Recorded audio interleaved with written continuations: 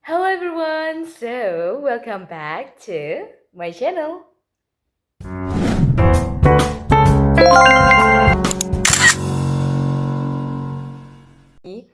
Hari ini teman-teman gue bener-bener happy banget karena bisa balik ngobrol-ngobrol lagi bareng kalian.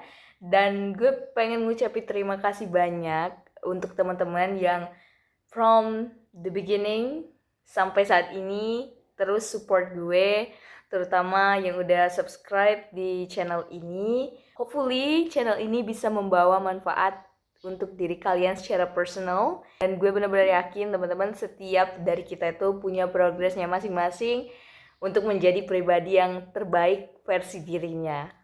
Di tahun 2025 ini gue udah nggak masuk kategori teenagers lagi, tapi gue masuk kategori orang dewasa ya, dimana gue di tahun ini menginjak kepala 2. April kemarin gue menginjak usia 20 tahun teman-teman. Apa ya, ada perasaan-perasaan tersendiri yang gue rasain, perasaan-perasaan excited, terus juga ada semacam ketakutan dan kebimbangan yang gue rasakan berlebih gitu. Dan gue pengen banget untuk sharing-sharing ke teman-teman semuanya juga apa aja yang gue pelajari di masa-masa teenagers itu. So, let's go. Masa-masa teenagers gue dihabiskan dengan banyak keinginan, banyak ambisi, banyak mimpi, banyak hal yang ada di kepala seperti itu. Even until now, gue nggak bisa melupakan keinginan-keinginan gue pas masa itu. Dan alhamdulillah satu persatu keinginan itu terwujud teman-teman. Salah satunya adalah gue dari dulu, dari SMA jujur, gue tuh udah pengen banget menjadi mahasiswa berprestasi. Dan alhamdulillah di tahun ini gue berkesempatan untuk menjadi mahasiswa berprestasi FKIP. Dan itu apa ya, seperti gue di masa SMA yang bener-bener kayak gue pengen ini, gue pengen dapetin itu gitu, kewujud. Itu apa ya, membuat ada rasa haru tersendiri dalam diri gue, dimana Faiza yang dulu yang punya mimpi seperti itu akhirnya terwujud pas dia kuliah. Itu adalah salah satu flashback yang salah satu yang paling gue highlight lah di transisi gue di usia sekarang ini. Terus juga gue punya beberapa hal yang gue pelajarin dari masa teenagers, dan untuk pembelajaran juga untuk teman-teman dan adik-adik yang nonton saat ini. Yang pertama adalah life is an experiment. Artinya teman-teman, ketika kita punya hal yang pengen kita dapetin, kita punya cita-cita yang kita miliki gitu ya, ternyata itu tuh seseru itu loh. Ternyata itu tuh menyenangkan itu loh prosesnya. Jadi ketika kita menganggap bahwa hidup itu eksperimen, kita tidak akan terlalu terbawa. Dalam artian kalau kita misalnya ada pengen sesuatu terus kita nggak dapet, ya udah berarti emang harus ada perbaikan, emang ada harus evaluasi. Bukan merasa atau ngecap diri kita tuh gagal, nggak bisa, nggak berdaya. Enggak, tapi kita sedang trying to find the best formula. Bukan berarti kitanya yang salah gitu. Mungkin formulanya aja yang belum tepat untuk menaklukkan that experience or that achievement. Jujur, ini sangat-sangat membantu gue ketika gue melihat hidup itu kayak eksperimen. Ya udah, gue mau eksperimen semua hal biar gue temuin formula yang terbaiknya yang sesuai dengan goalsnya gue.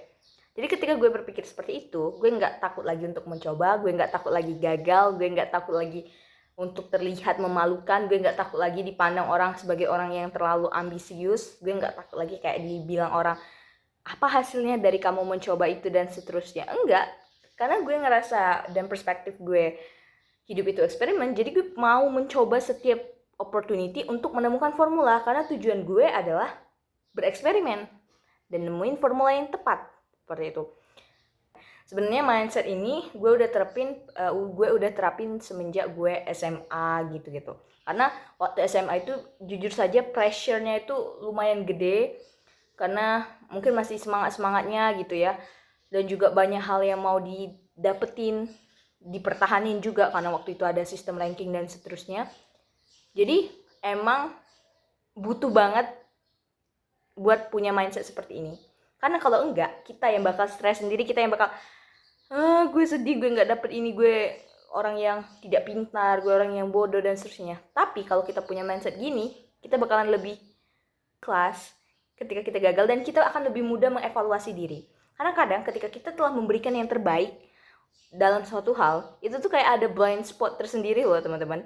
Jadi kayak misalnya nih, kita buat sesuatu, terus kita pikir that is the very very good dan seterusnya. Cuman pas misalnya lomba atau pas sesuatu hal terjadi, kita merasa gue nggak kurang baik, gue kurang optimal, gue A, B, C, D dan seterusnya. Kita jatuhnya self blaming.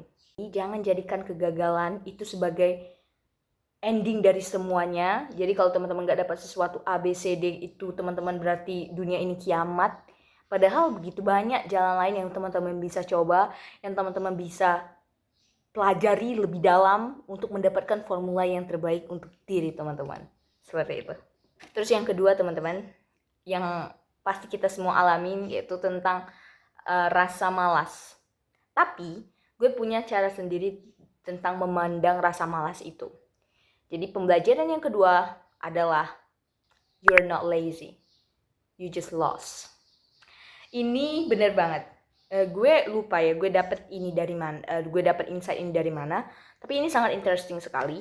Gue tuh ngerasa ketika gue sedang malas atau nggak pengen ngapa-ngapain, pengennya tuh rebahan aja dan seterusnya, itu ada dua kemungkinan yang terjadi. Yang pertama adalah gue overwhelmed dengan pekerjaan-pekerjaan gue yang misalnya terlalu banyak atau jadwal yang terlalu padat. Jadi kita kayak pengen break time-nya dulu gitu kan.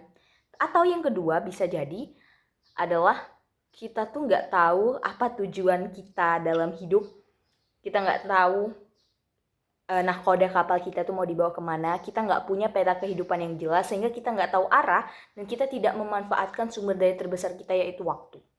Itu benar-benar sebuah masalah yang pasti anak muda alami, yaitu mencari jati dirinya, siapa dia sebenarnya. Dan even kalau kita sudah pernah merasa kita menemukan jati diri kita juga akan terus mempertanyakan itu. Jadi menurut gue hal-hal yang berbau filosofis seperti ini tidak bisa kayak langsung diselesaikan dalam setahun 2 tahun, but it's all about the journey.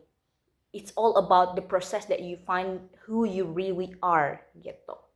Jadi kita tuh kayak terlalu banyak hal yang kita kerjain. Jadi ketika itu kita kayak males gitu loh untuk menavigasikan apa aja yang harus kita kerjain karena terlampau banyak. Jadi gue pun juga merasakan itu, dan even until now ya, hal-hal seperti itu yang simptom-simptom itu kita bisa gunain untuk menandakan bahwa oh berarti aku nih harus melakukan sesuatu. Misalnya tadi kayak yang pertama, kita terlalu banyak pekerjaan, berarti kita harus uraikan terlebih dahulu. Karena terkadang tuh banyak itu karena ada di pikiran kita saja. Sedangkan kalau kita uraikan satu persatu, kita jabarkan dari A ke B ke C ke D planningnya, itu jadi kayak terstruktur dan sangat bisa applicable untuk diimplementasikan, sangat bisa untuk diselesaikan, dan gak harus kayak riweh sana sini, ngadu sana sini, curhat sana sini. Enggak, start by your own gitu. Jadi nggak usah banyak ngeluh sana sini, aku terlalu banyak jadwal, aku ulangan dan nih. Ya emang kadang hal-hal seperti itu bikin kita pressure. Cuma kalau kita mau untuk menjabarkan satu-satu dan kita mau untuk bekerja untuk itu tuh pasti bisa selesai. Nggak usah terlalu banyak rempong sana sini cerita ABCD sibuk dan seterusnya, nggak ada waktu. Enggak, sebenarnya it's all about the priority, and kita harus belajar ngetrain diri kita sebagai anak muda untuk bisa menempatkan prioritas itu pada tempatnya.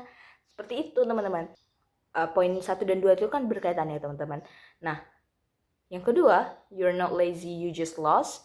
Artinya teman-teman jangan mengaitkan kalau teman-teman lagi malas saat itu, atau teman-teman lagi merasa nggak feeling energetic, ya nggak ada rasanya, nggak ada energi dan seterusnya, jangan langsung kayak dikaitkan dengan aku pemalas, I'm lazy, I'm a lazy person.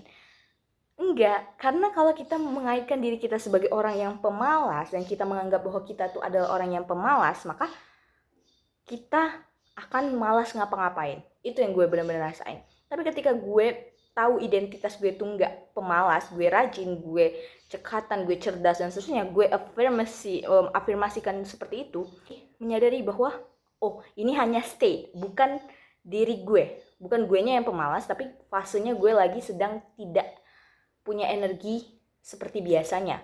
Dan itu bisa menjadi sinyal bahwa oh mungkin pekerjaannya terlalu banyak, terlalu berat di gue. Gue yang kurang dalam mengatur waktu-waktu gue, sehingga gue harus punya jadwal yang jelas. Jadi kayak semacam self-aware. Jadi gue self-aware bahwa gue harus mengatur jadwal gue dengan lebih baik agar energi gue tuh nggak draining gitu. Jadi milikilah mimpi yang banyak, yang beragam, yang berjuta, yang berlimpah ruah, agar kita tuh tahu roadmap kehidupan kita tuh seperti apa. Setelah ini apa lagi yang mau kita lakukan?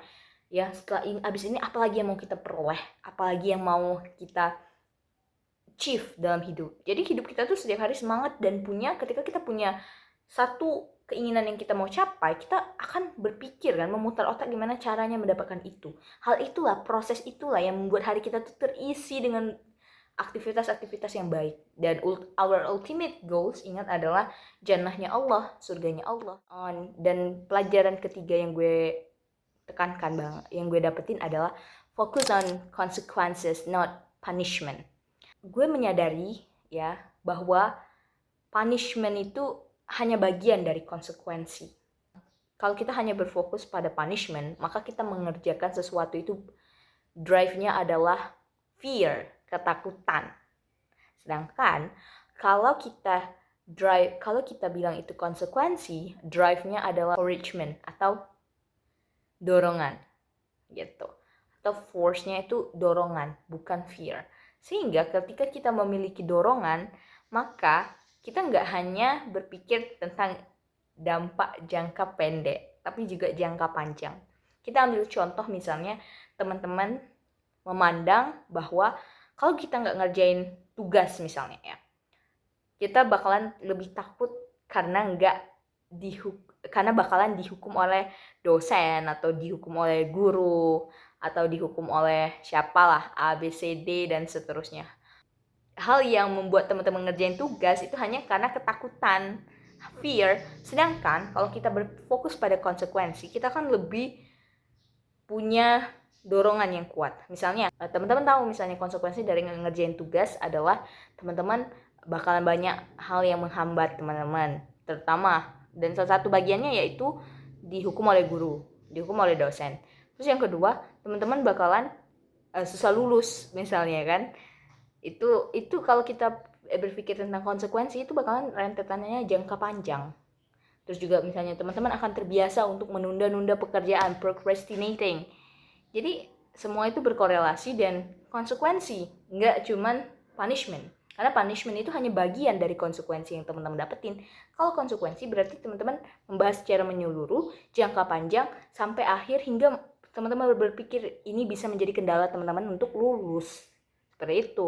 Pembelajaran keempat yang menurut gue sangat-sangat penting sekali adalah there is no one size fit another rule in life. Jadi, teman-teman, kita semua itu punya timeline kehidupan yang berbeda.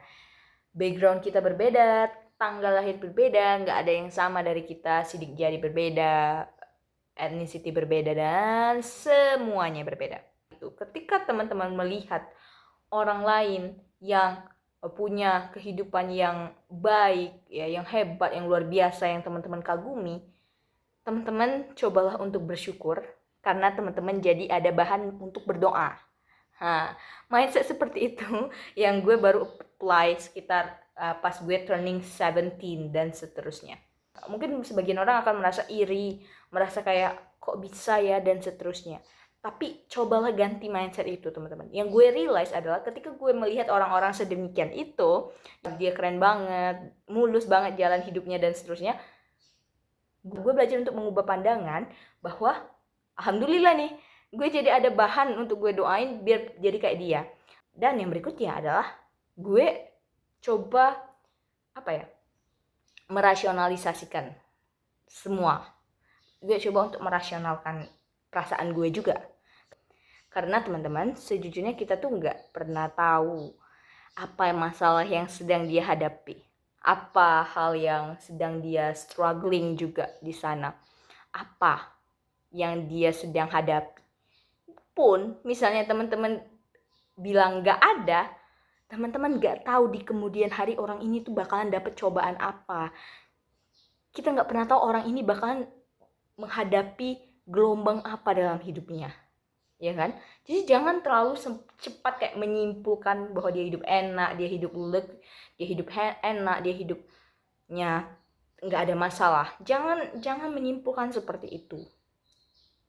Walaupun kita tahu dia nggak ada masalah dan seterusnya, di masa depan kita nggak tahu dia menghadapi apa. Dan pembelajaran kelima yang gue dapetin di usia teenager adalah less is more. Ketika teman-teman pengen purchase atau membeli sesuatu, ya, berusahalah untuk mempertanyakan apakah ini benar-benar kebutuhan gue atau sebenarnya hanya keinginan biasa aja yang kalau nggak dipenuhi juga nggak apa-apa banget, dan ada hal-hal lain yang bisa terfulfill. Berkaca pada fulfillment, pemenuhan daripada hanya keinginan. Seperti itu. Jadi less is more. Entah itu dari your clothing, dari pakaian kalian, entah itu dari pernak-pernik kalian, entah itu dari apapun ya. Apapun.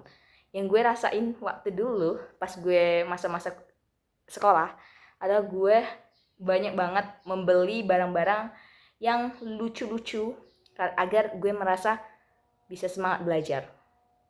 Jadi konsep less is more itu gue tuh sebenarnya pengen banget ngebahas mengenai minimalism ya, karena gue juga udah berusaha mengapply itu dari semenjak gue SMA.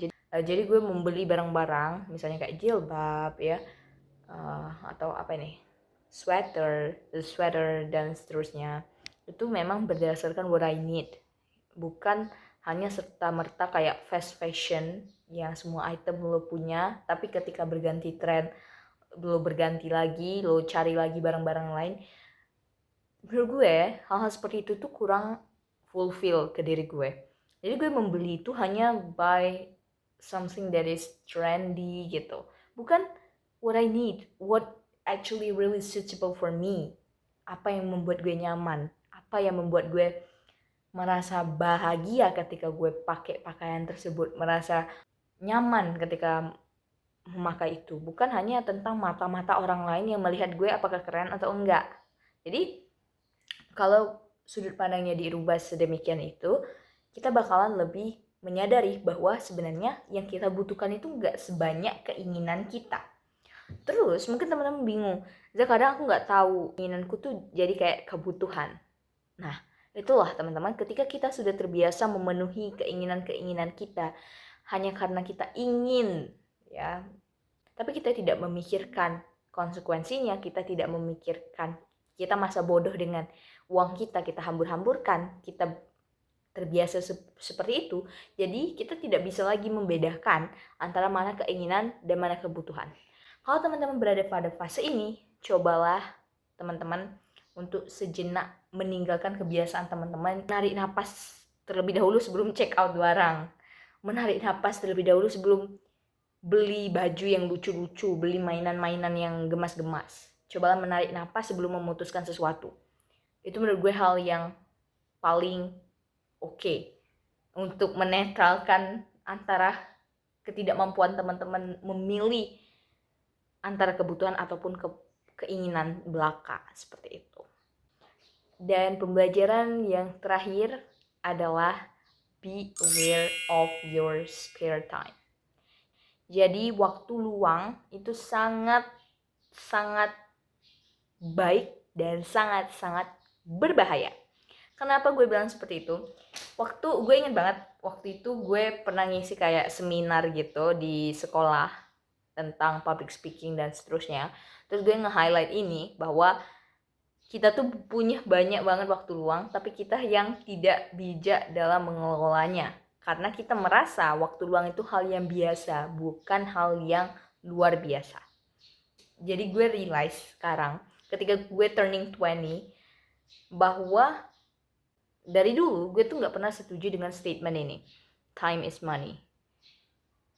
Jadi gue tuh ngerasa kalau narasi kalau waktu itu uang, itu tidak apple to apple untuk menggambarkan keadaan waktu dan keadaan uang. Uang itu sifatnya ada suku bunga, fluktuatif, dan seterusnya. Dan di satu negara dengan negara lainnya itu bisa jadi berbeda. Sedangkan kalau waktu, ini semua orang seharusnya memandang bahwa ini tuh luar biasa banget. Waktu itu nggak bisa dikonversikan menjadi uang, atau waktu pun juga nggak bisa teman-teman kita beli. Orang mau punya triliunan di dunia ini, apakah dia bisa beli waktu? Apakah dia bisa kembali lagi di masa dia muda? Apakah bisa dia dari umur 60 jadi 20? Kan enggak. Semuanya itu, waktu itu terus berputar. Jadi perhatikan nih, kalian analisis nih kapan waktu-waktu luang itu. Karena ketika gue menyadari bahwa terkadang waktu luang yang dimaksud di sini tuh bukan yang benar-benar luang, yang hanya sekedar transisi antara satu kegiatan dengan kegiatan lain. Gue mencoba untuk mendisiplinkan diri gue untuk enggak buka sosial media, untuk enggak buka TikTok atau apa ketika ada masa-masa transisi ini. Tapi gue coba untuk bahagia dengan keboringan gue nunggu orang lain misalnya, atau keboringan ketika gue nunggu antara satu kegiatan dan kegiatan lain. Gue mencoba untuk tidak menciptakan dopamine crash gue sendiri.